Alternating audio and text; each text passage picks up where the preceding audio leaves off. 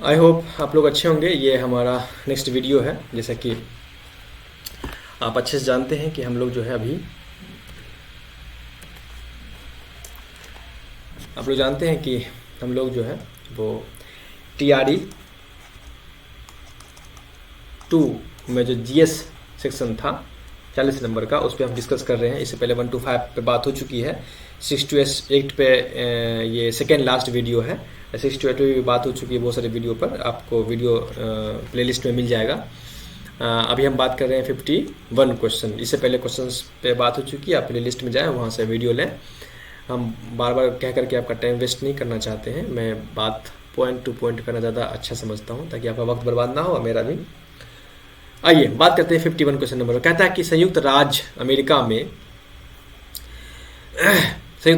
में कौन सा राज्य विधायिका पहला राज्य बन गया जिसने दक्षिण एशियाई मूल के लोगों के लिए जाति के आधार पर भेदभाव को गैर कानूनी घोषित करने के लिए मतदान किया, जिनका आरोप है कि उन्हें रोजगार, आवास, निष्पक्षता के लिए पारंपरिक अमेरिकी सुरक्षा उपायों से बाहर रखा गया है। संयुक्त राज्य अमेरिका में एक राज्य है जिसका नाम है कैलिफोर्निया। ये कैलिफोर्निया जो है उसने जो दक्षिणी एशियाई के मूल के जो लोग हैं उनको जाति के आधार पर भेदभाव किया जाता है। उनको रोजगार, आवास, सुरक्षा उपायों से वंचित किया जाता है। उनको उससे मतलब उनके साथ उसको डिस्क्रिमिनेट किया जाता है। तो इन्होंने कैलिफोर्निया राज्य जो है संयुक्त राज्य अमेरिका में, उसने इसके विरोध में वोट किया। ठीक है ना, कि नहीं, इन लोगों के साथ ऐसा नहीं होना चाहिए। तो ये पहला राज्य बना कैलिफोर्निया अमेरिका में जो इस तरह का कदम उठाया। ठीक है ना। 52 नंबर क्वेश्चन कहता है कि हाल ही में किस देश ने रूबेला के सफल उन्मूलन की घोषणा की?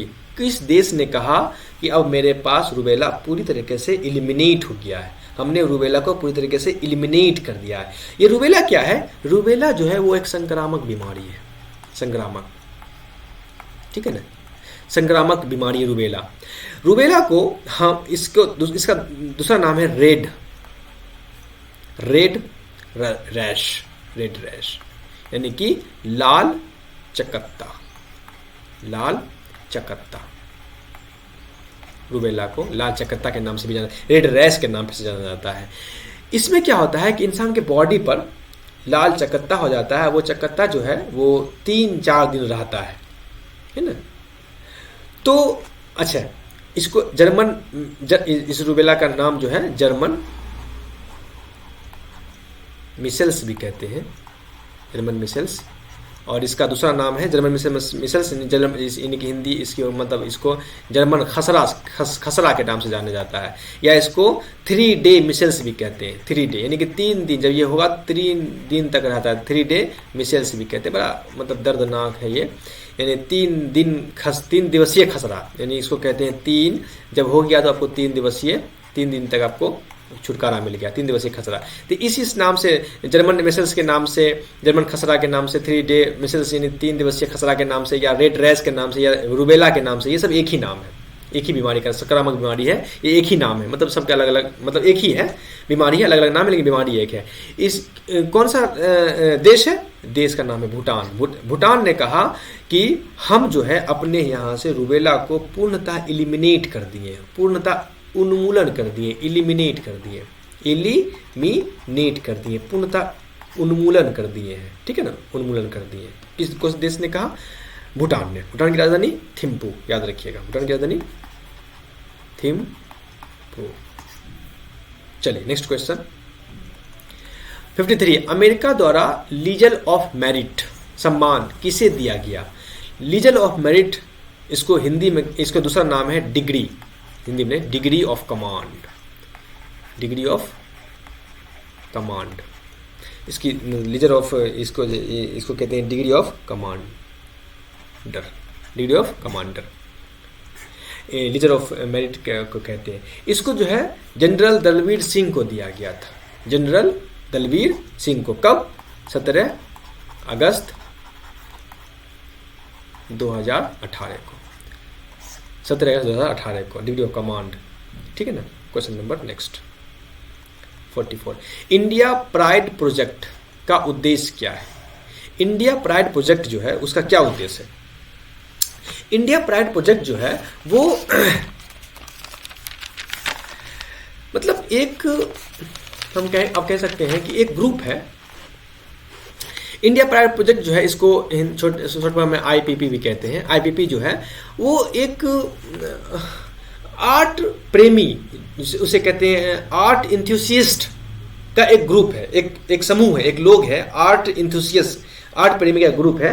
वो क्या करता है कि सोशल मीडिया का इस्तेमाल करके ये पता करता है कि जो धार्मिक कलाकृतियाँ जो हैं वो धार्मिक कलाकृतियाँ किस किस देश में है जो हमारे देश के धार्मिक धरोहर से चुराया गया है, और उसको पता करके और सिक्योरली सेफ सुथरा वो इंडिया वापस लाने का काम करते हैं। यानी कि भारतीय विरासतों को वापस भारत लाना, भारतीय विरासतों को वापस भारत लाना, इसे कहते हैं इंडिया प्राइड प्रोजेक्ट। यानी ये कुछ लोगों का समूह है, आर्ट इंथुसिस्ट यानी कि कला प्रेमियों का समूह है, जो सोशल मीडिया का इस्तेमाल करते हैं और उससे ये पता करते हैं कि कौन सी धार्मिक कलाकृतियाँ जो दूसरे देशों में है और जो इस देशों से चुराए गए हैं और उनको जो है वो सेफली अपने देश में लाने का काम करते हैं। इंडिया प्राइड प्रोजेक्ट, ठीक है ना। नेक्स्ट 55 नंबर, निम्नलिखित में से कौन सा युवा वलित पर्वत नहीं है? युवा वलित पर्वत, अच्छा वलित पर्वत को कहते हैं इंग्लिश में फॉल्ड माउंटेन, ठीक है ना, फॉल्ड माउंटेन, वलित पर्वत। अच्छा ये वलित पर्वत, इसमें बोला कौन सा वलित पर्वत नहीं है, एक मिनट। तो फॉल्ड माउंटेन जो है ये कौन ये होता है कि जब दो पहाड़ आपस में आती है, जब आपस में आती है तो ये आपस में आकर के पहाड़ जो है एक दूसरे के साथ झुक जाती है और इसकी परत जो है ऊपर उठ जाता है, इसकी झुकते इसके परत जो है ऊपर ऐसे उठ जाता है, ऊपर उठ जाता है, इस तरह से ऐसे उठ जाता है, ऊपर उठ जाता है। तो इसे ही कहा गया है फॉल्ड माउंटेन, वलित पर्वत, ठीक है ना।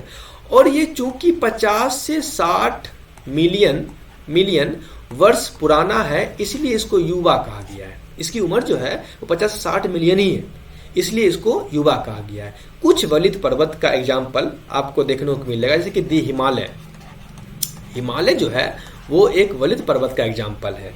दी एंडीज जो है वो वलित पर्वत का एग्जाम्पल है। रॉकीज जो है वो वलित पर्वत का एग्जाम्पल है। एल्प्स जो है वो वलित पर्वत का एग्जाम्पल है। ये सब जो है कुछ वो वलित पर्वत है। इसमें होता है कि कौन सा वलित पर्वत नहीं है, तो ये कौन सा वलित पर्वत, निम्नलिखित में से युवा वलित पर्वत कौन सा नहीं है? तो इसमें जो होगा अरावली वलित पर्वत नहीं है और अपलेशिया वलित पर्वत नहीं है। इसमें ऑप्शन आंसर हो जाएगा आपका डी नंबर, एंडीज वलित पर्वत है, ठीक है ना। हिमालय, एंडीज, रॉकीज, एल्प्स वलित पर्वत है, तो अरावली और अपलेशिया वलित पर्वत नहीं है, तो बताया नहीं है, तो ये दोनों नहीं है, इसका मतलब ऑप्शन नंबर डी उपयुक्त में से एक से अधिक, ठीक है ना। 56 नंबर क्वेश्चन, निम्नलिखित में क्षेत्रों में से किस की न्यून हिमरेखा, स्नो लाइन, इसे कहते हैं स्नो लाइन, ठीक है ना। न्यून हिमरेखा है, किसकी न्यून हिम रेखा है, ठीक है ना। न्यून हिम रेखा के बारे में मैं बताऊं आपको, स्नो लाइन के बारे में बताऊं तो स्नो लाइन, अच्छा ये हिमालय क्षेत्र में नहीं है, अच्छा ये भूमध्य क्षेत्रीय में नहीं है, अच्छा ये आल्प्स क्षेत्रों में है। कैसे? न्यून रेखा जो है वो पूर्व हिमालय से ज्यादा वेस्ट यानी पश्चिम हिमालय में नीचे न्यून है, मतलब लोअर ज्यादा लो लेवल पे है, पूर्व हिमालय से पश्चिम हिमालय के बनिस्बत पूर्व हिमालय में ज्यादा लो है। कहता है कि जैसे जैसे अंशांश से हम बढ़ते हैं, यानी कि आप जानते हैं कि ये अर्थ है, इस अर्थ में जो ये ऐसी लाइन है, ये लाइन, ये तो भूमध्य बीच का लाइन भूमध्य रेखीय लाइन है और ये जो है अक्षांशीय लाइन है। तो जैसे जैसे अंशांश की तरफ बढ़ते हैं, है ना, वैसे वैसे ये रेखा जो है उत्तरोत्तर कम होती जाती है, ये न्यून रेखा कम होती जाती है। और जब ये एल्प्स पे मिलती है तो ये 3000 मीटर तक कम हो जाती है। तो ये एल्प्स क्षेत्र में सबसे न्यून होता है और बढ़ते बढ़ते ध्रुव तक आकर के समुद्र के साथ जो है ये गिरती है, समुद्र के साथ ये उत्तर तक गिर जाती है, बहुत लेवल तक। तो ये एल्प्स है, ये इसका एग्जाम आंसर। और इसको अच्छे से आप पढ़ना चाहें तो पढ़ सकते हैं, मतलब मैं इसको एक्सप्लेन करूँ तो क्या पूरा ज्योग्राफी आपको समझाना पड़ेगा। अच्छा, कर्क रेखा द्वारा सर्वाधिक क्षेत्र आच्छादित है। कौन सा क्षेत्र है जिसमें सबसे ज्यादा कर्क रेखा जो है किस क्षेत्र में सबसे ज्यादा एरिया कवर करता है। अब जानते हैं कि दो तरह की रेखाएं होती है, एक होता है tropic of cancer, tropic of capricorn. Tropic of cancer और एक होता है ट्रॉपिक ऑफ कैप्रिकॉर्न, है ना, कैप्रिकॉर्न। अच्छा, इसे कहते हैं कर्क रेखा, इसे कहते हैं मकर रेखा। यानी 23 डिग्री, 23 डिग्री नॉर्थ को कहते हैं ट्रॉपिक ऑफ कैंसर, कर्क रेखा, है ना, कर्क रेखा। और 23 डिग्री साउथ को कहते हैं ट्रॉपिक ऑफ कैप्रिकॉर्न, यानी कि मकर रेखा। इसे कहते हैं मकर रेखा, ठीक है ना, मकर रेखा। तो ये बात अब समझ गए, कर्क रेखा मकर रेखा के बारे में था, सब बात मैंने कर लिया। अब कहता है कि कर्क रेखा जो है वो माही पर्वत को, याद रखिएगा कि माही नदी को 2 बार काटती है, 2 बार माही नदी को कर्क रेखा काटती है। पहली बार जो है वो मध्य प्रदेश में, जब माही नदी मध्य प्रदेश में होता है तब वहां उसको काटती है, और दूसरी बार, पहले बार काटती है एमपी में, मध्य प्रदेश में, और दूसरी बार काटती है गुजरात में, ठीक है ना। तो कर्क रेखा जो है माही नदी को 2 बार क्रॉस करती है, 2 बार क्रॉस करती है, एक बार एमपी में, दूसरा बार गुजरात में, ठीक है ना, एमपी में, दूसरा गुजरात में करती है। ये कर्क रेखा जो है वो सबसे ज्यादा, याद रखिएगा ये बात, सबसे ज्यादा जो है वो मध्य प्रदेश में इसका फैलाव है, एमपी में, मध्य प्रदेश में। अभी अब क्वेश्चन आपको पूछ सकता है कि एमपी में, मध्य प्रदेश, मतलब कौन से राज्य में, यहाँ हम अभी क्वेश्चन पाएंगे कौन से राज्य में सबसे ज्यादा कर्क रेखाएं फैली हुई है, तो वो है एमपी में, मध्य प्रदेश में। और ये मध्य प्रदेश में ही मालवा का पठार सबसे ज्यादा है, सबसे ज्यादा एरिया मालवा का पठार का मध्य प्रदेश में है, इसलिए यहाँ पर मालवा का पठार दिया। क्वेश्चन आपको घुमा दिया है, ये यहाँ पर राज्य नहीं दिया है, बल्कि राज्य में जो पठार है उस राज्य में उस पठार का नाम दे दिया है। तो आपको पता होना चाहिए कि मालवा का पठार मध्य प्रदेश में सबसे ज्यादा फैला हुआ है, और कर्क रेखा भी मध्य प्रदेश में सबसे ज्यादा फैला हुआ है, सबसे ज्यादा क्षेत्र है उसका, इसलिए मालवा का पठार इसका आंसर आपका होगा। क्वेश्चन को कितना घुमाया आपको, समझिए। तो अगर राज का नाम देता, अलग अलग राज्य का नाम, तो होता है एमपी, मध्य प्रदेश, लेकिन पठार का नाम दिया है तो मालवा का पठार होगा। क्यों? क्योंकि मालवा का पठार मध्य प्रदेश में ज्यादा क्षेत्र में है। कांटेदार जंगल, थॉर्न, इसे कहते हैं थॉर्न फॉरेस्ट। थॉर्न फॉरेस्ट जो है वो नहीं पाए जाते हैं। कहाँ नहीं पाया जाता है? तो आप ये पता कीजिए कि थॉर्न फॉरेस्ट मतलब वो जंगल, थॉर्न फॉरेस्ट कहाँ पाया जाता है? तो थॉर्न फॉरेस्ट जो है वो खास तौर से वो पौधे होते हैं जिसमें कांटे होते हैं, जैसे कि कैक्टस जो है, जैसे कि बबूल, ये जो है वो थॉर्न फॉरेस्ट है। ये कहाँ पाए जाते हैं पहले तो पता ये होना चाहिए आपको। तो ये कुछ ऐसे राज्य हैं, जैसे कि राजस्थान में पाया जाता है, आपको पता होना चाहिए राजस्थान में पाया जाता है, जैसे कि गुजरात में पाया जाता है, गुजरात, जैसे कि पंजाब में पाया जाता है, पंजाब, ठीक है ना। उसके बाद कुछ ऐसे इलाके हैं गुजरात के, कर्नाटक के कुछ इलाके वहां पाया जाता है, कर्नाटक कुछ इलाका कर्नाटक में पाया जाता है, कुछ इलाका जो है वो आंध्र प्रदेश का पाया जाता है, एपी का इलाका पाया जाता है। तो इस सब इलाके में कुछ इलाका जो है हरियाणा का पाया जाता है, हरियाणा में ये पाए जाते हैं। तो ये सब इस राज्य में पाया जाता है। कौन? थॉर्न, कांटेदार जंगल। कहाँ नहीं पाया जाता है? तो ये कांटेदार जंगल जो है वो तमिलनाडु में नहीं पाया जाता है, तमिलनाडु में। कर्नाटक में पाया जाता है, आंध्र प्रदेश में पाया जाता है, राजस्थान में, गुजरात में, पंजाब में, आंध्र प्रदेश में, हरियाणा में पाया जाता है, लेकिन तमिलनाडु में नहीं पाया जाता। क्लियर? Next question 58, 50। 9। किस राज्य में सबसे अधिक लिटराइट मिट्टी है? लिटराइट मिट्टी, अच्छा आगे बढ़िए। लिटराइट मिट्टी जो है वो मिट्टी उन इलाकों में पाया जाता है जो इलाका कोस्ट, COAST कोस्ट, यानी कि तटीय जो इलाका है, जो इलाका तटीय, जो मतलब समुद्र के नजदीक इलाका पाया जाता है, वहां लिटराइट मिट्टी पाई जाती है, पहली बात। दूसरी बात यह है कि लिटराइट मिट्टी वहां पाई जाती है जहां ज्यादातर वर्षा हो और हाई टेम्परेचर हो, हेवी रेन हो, हेवी रेनफॉल हो और हाई टेम्परेचर हो, वहां जो है वो लिटराइट मिट्टी पाई जाती है। तो ये अब एक ही इसमें से आएगा मेघालय में ज़्यादा बारिश होती है और टेम्परेचर भी हाई नोट किया जाता है, तो मेघालय इसका आंसर होगा। मेघालय में ही लिटराइट मिट्टी पाई जाती है। क्लियर ना? नेक्स्ट क्वेश्चन, उस देश का नाम बताएं जो पहले G21 की मेजबानी करेगा। वो कौन सा देश है जो पहली बार G21 का मेजबानी करेगा? आपको अच्छे से पता, ये हमें बता दूं कि ब्राजील की राजधानी रियो डी जेनेरियो, अभी पूरा कहानी अभी चलेगा, जेनेरियो, ये ब्राजील की राजधानी रियो डी जेनेरियो जो है वो G21 का मेजबानी करेगा। गेस्ट, अच्छा ये G21 कहाँ से आ गया? पहले तो G20 था, पहले था G20, यानी कि इसमें 20 देश थे पहले में। तो आप जानते हैं कि 8th G20 समिट हुआ, कहाँ हुआ? आपको ये पता होना चाहिए, नहीं पता तो कमेंट करना चाहिए।